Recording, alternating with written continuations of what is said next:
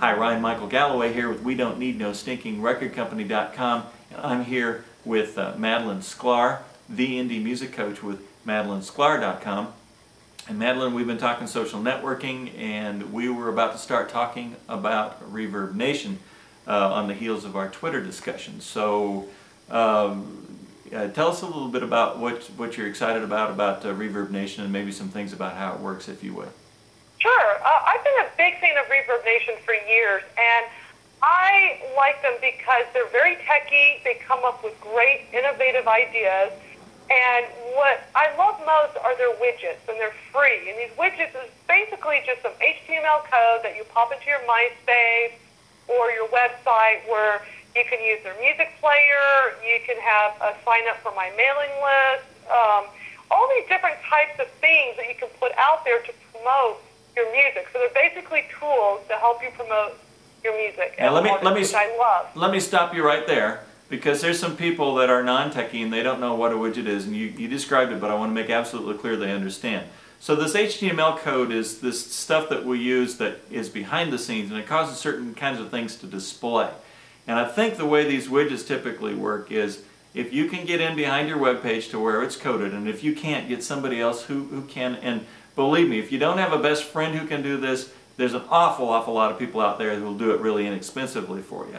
And what that little piece of code does is it calls in an information or a display or a picture or some functionality from ReverbNation, and it displays it on your Facebook page or your web page or your MySpace page, wherever you happen to have it displaying. Have I got that right? That's absolutely right. Okay. Super. So I want to make sure that, and that's the thing that's got you really excited about it. Is it not just the widgets, but how well they function? Is that part of the issue? Yeah, they got great functionality. One of the things I love is using the widget. There's a widget that has, it'll have like a little music player. It'll have your album cover or whatever JPEG you put on there. They can click for info, click for music. It's kind of like an all-in-one widget, and I love that when I'm on MySpace and posting comments, because it's a great way to get people over to your ReverbNation to listen to your music, and also use it to drive more traffic over to your site. So it just does a lot of great things. Now, in the last year or two, ReverbNation has developed a lot more advanced tools. These were just their basic tools that are free, so everybody can sign up for a free account. But they got a lot more now that's advanced, where there could be a small fee in association. So, say for example, if you want to utilize their mailing list, it's free up to a certain point, and then you can pay a monthly fee and get more functionality, such as having some templates to choose from, being able to do more with the design elements, so it's not too plain and simple. And I think that's really cool. They've also gotten into digital distribution. So if you don't want to use CD Baby or TuneCore, you now have ReverbNation to get your music out to iTunes and Amazon and all the different digital distribution outlets. So I think that's great. They also have an online store now. So if you have merchandise you want to sell, you can do it through ReverbNation. There's just so many things you can do with them now. And also, probably the biggest thing I like the most is their stats. You can get these great statistics of how well your widgets are working out for you, how many song plays, where they're coming from, just so much information. It's almost overwhelming. I mean, you look at this and you go, wow, okay, now what? It's a lot of information, but it's good and it's useful. So, again, it's a free site. So I encourage people to sign up for sites like these that are very good, and play around it and see if it's something for you that you can, if there's things you can use on it. Well, certainly one of our contemporaries out there, Professor Pooch, and I were talking about the other day, the fact that musicians no longer, musicians not being part of their marketing effort and not really understanding how to market themselves and that kind of thing, that those days are over. If you're going to end up staying in your closet or in your garage if you don't learn how to do this. And I think ReverbNation puts a lot of things in place to kind of teach you how to do it, which is pretty cool. What is your favorite digital distribution liaison, if you will? I know CD Baby does it, TuneCore does it. ReverbNation does it. You know, I get asked that a lot. That's probably one of my #1 questions that I get asked as an indie music coach. And I have to tell you, honestly, the one I recommend is TuneCore, and I'll tell you why.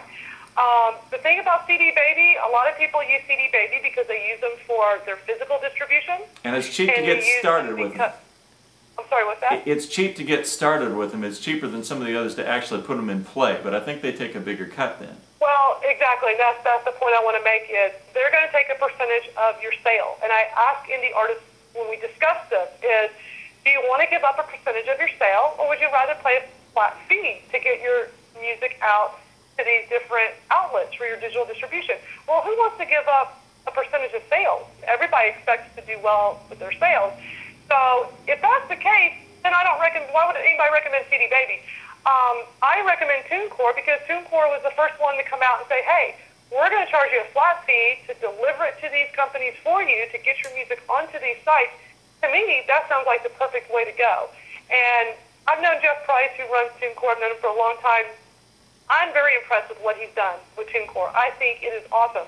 Now, ReverbNation has come along and is now offering digital distribution, which I think is great. It's done in the same manner as TuneCore. You pay a flat fee. So, you know, that's the better way to go, in my opinion. So that's what I recommend. A question floated into my mind and then out of my mind as you were talking there. Oh, I know what it was. Is that flat fee a per year fee, or is that a one-time distribution fee? My understanding is that you pay to get it set up, the flat fee, and then you pay an annual maintenance fee. Okay. But you can go to these sites and get all the information, all the details. Yeah, absolutely. And one thing I want to make real clear, because there's been a debate going on recently about getting your music onto Pandora. And that's like a big, big thing right now, because everybody wants to be played on Pandora. Pandora's huge. And I'm a huge fan of Pandora.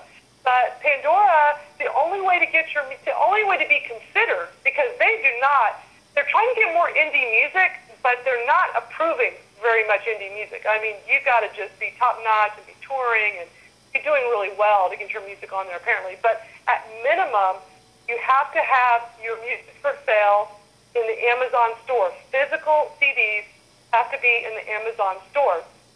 The only way to be even considered.